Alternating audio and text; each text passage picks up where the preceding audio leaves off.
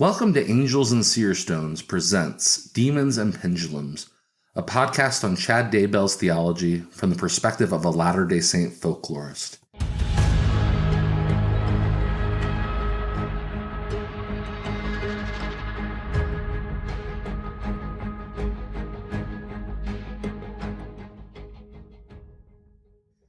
So here I am, setting off on a limited series on the most disturbing topic I can imagine. It's horrifying because it's about how someone used faith and a professed relationship with the divine to perform the most evil deeds possible, the murder of children. So I guess I'll start by telling you about me, why I'm doing this podcast, and why I want you to listen to it instead of the many others that you could listen to about this topic. First, I am a scholar with 2 decades of experience researching and writing on Latter-day Saint folklore and Latter-day Saint history. I hold a PhD from Florida State University in American Religious History, and I'm currently an assistant professor of folklore and literature at Brigham Young University. I'm an expert in Latter-day Saint schisms, visionaries, and legends. After I published my first book, Terrible Revolution: Latter-day Saints in the American Apocalypse, I became recognized as a leading voice in the study of Latter-day Saints and end times belief. Between the pandemic and the Chad Daybell case, I was inundated with media appearances and phone calls from producers. You may have seen or heard me on Inside Edition, Mormon Land, Radio West, Gospel Tangents, or LDS Perspectives. If you followed the Daybell case, you've also probably read my commentary early on in the media frenzy. So those are my academic credentials. I also have another set of credentials that are also admittedly a set of biases. I'm a practicing Latter-day Saint. I openly claim my faith and openly believe in supernatural beings, divine revelation, prophets, and redemption through Jesus Christ. I'm a convert. I was baptized into the Episcopalian Church in the weeks after my birth. My family attended off and on throughout my childhood. As a young adolescent, I became very interested in the Bible, and when I was 13 years old, I sat down with Latter-day Saint missionaries who told me about their faith, about the Book of Mormon, about Joseph Smith, who was a kid like me who had a vision, and then these sister missionaries taught me how to pray. I didn't have the same experience as Joseph Smith when I asked God about the Book of Mormon, but I did have a revelation. I won't tell you about it here, but it led me to become a Latter-day Saint. My family remained Episcopalian and kindly supported my new path. So this is where I'm coming from. I'm a scholar and I'm a Latter-day Saint. So what are you getting with Demons and Pendulums? This is the first time a believing Latter-day Saint scholar has produced a sustained treatment on Chad Daybell. It's actually the first time a scholar has handled the topic at all, with the exception of scholars who have given hot takes for the media. My hope is that you will recognize this podcast as substantially different from others. This is not the first time I've written about Chad Daybell. I have been writing about these atrocities and the ideas that influenced them or justified them since 2020. That year, Terrible Revolution was published by Oxford University Press. This book was based on my doctoral dissertation. I had completed that 6 years earlier, and it was built from research I had begun several years before that. I had finished writing the book long before Chad Daybell and Lori Vallow had made the papers, but I was aware of Daybell. He had written a series of apocalyptic novels, but I didn't know him from his novels. I knew him as the publisher of a series of near-death experience books. For years, when Chad heard someone had claimed a special visionary gift, he would approach them about writing a book that he would then publish. This included Julie Rowe, who did play a key role in the last chapter of my book. However, by the time I was completing my book and sending it off to press, I knew Chad had revealed that his books were not fiction at all. He had been a prophet, biding his time to disclose his gifts. At least that's what he said. I considered discussing Chad Daybell alongside Julie Rowe as a way to include discussion of apocalyptic novels, but ultimately, I decided his novels just seemed too derivative, and I had more than enough material to work with. I think this was the right move. A year later, Chad and Lori's misdeeds unfolded in the press. Even before my book was released, I began to get calls from journalists and documentarians, each eager to tell the tragedy. Most of this was behind the scenes. Filmmakers who wanted to sell to BBC or to HBO. Maybe some of them succeeded, I don't know.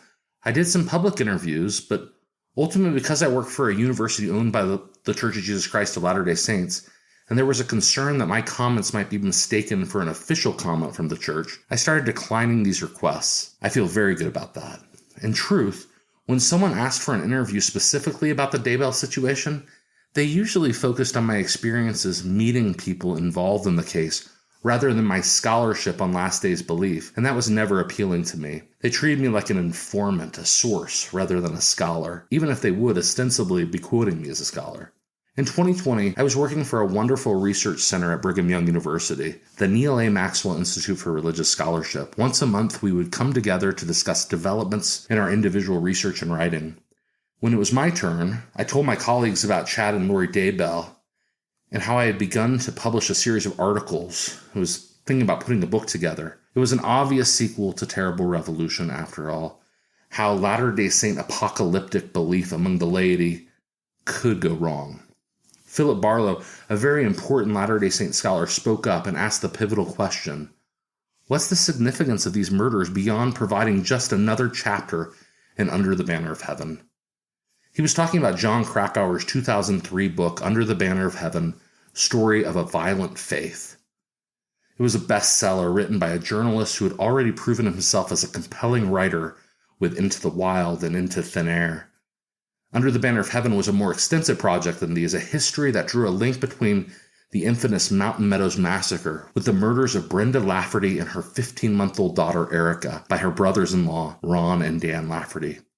Mountain Meadows Massacre was unquestionably the low point in LDS history. The year was 1857. Local leaders in Cedar City, Utah, ordered the slaying of 120 men and women. Most scholars think this atrocity came about because of war hysteria, brought on by fears of federal troops headed to Utah territory in what would be called the Utah War, as well as violent sermons from Brigham Young and other major church leaders in the 1850s.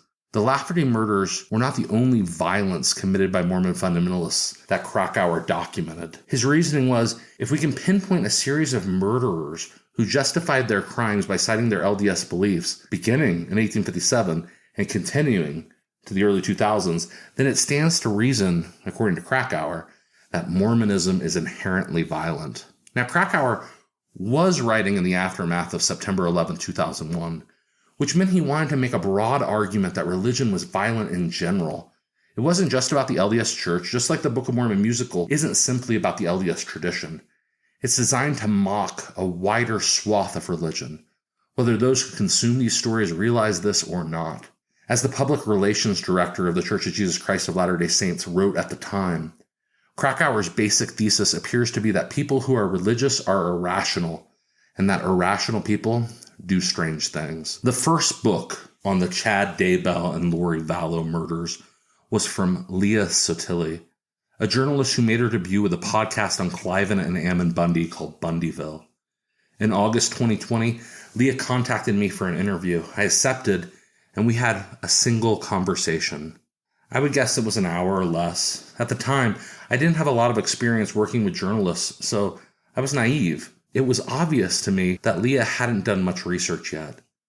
We all have to start somewhere, so I assumed that this was a background interview to get her up to speed on some basic ideas. Our conversation was definitely surface level. I thought I was talking to someone at the beginning of a project who was on a quest to understand a very complicated subject. Most of our chat was me pointing her to topics she should explore in more depth. So when the book came out, I was disappointed to see that it was largely a discussion of the sources already probed by Nate Eaton and Justin Lum, two reporters who tackled the case early on, as well as understandings she had already developed while researching the Bundys. She added to this material some ideas from my book, Terrible Revolution, and an assortment of interviews she had conducted with religious studies scholars. And then Sotille concludes by parroting the already well-worn thesis of John Krakauer. There's something about Mormonism that brings about violent crimes. But how could you tie the killing of 4 alleged zombies with the Latter-day Saint mainstream? Leah pointed to a recent lecture delivered by the Apostle Jeffrey R. Holland at Brigham Young University. Holland encouraged Brigham Young University professors to defend LDS ideas of family by comparing their efforts to musket fire. Now, I can't imagine anyone present at this lecture walking away with the idea that Holland was advocating literal violence. He had given a similar lecture in 2018 in which he made the same point, except through a basketball analogy.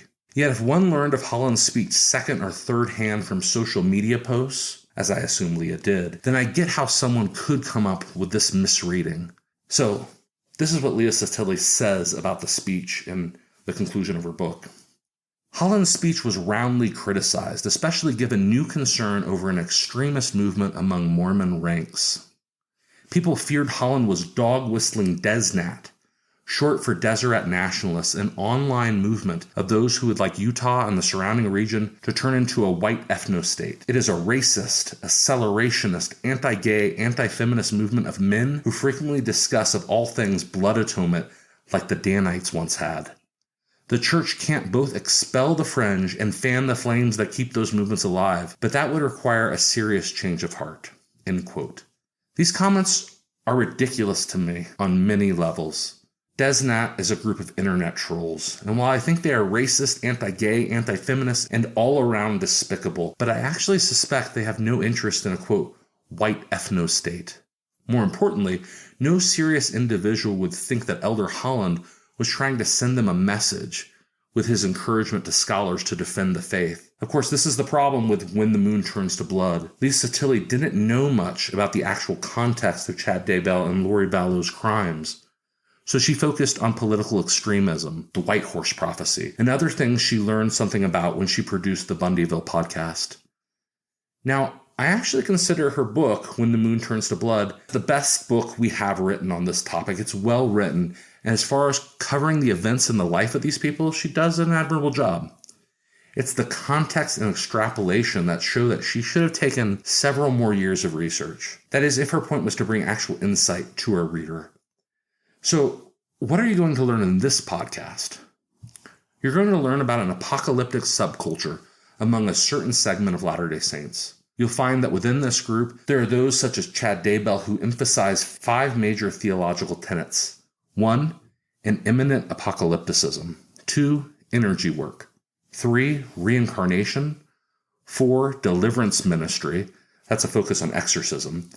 And 5, near-death experiences. None of these ideas are promoted by the Church of Jesus Christ of Latter-day Saints, but something interesting is occurring in living rooms and internet discussion boards. I'm going to bring you into this world. Join us right now for episode 2, Changelings.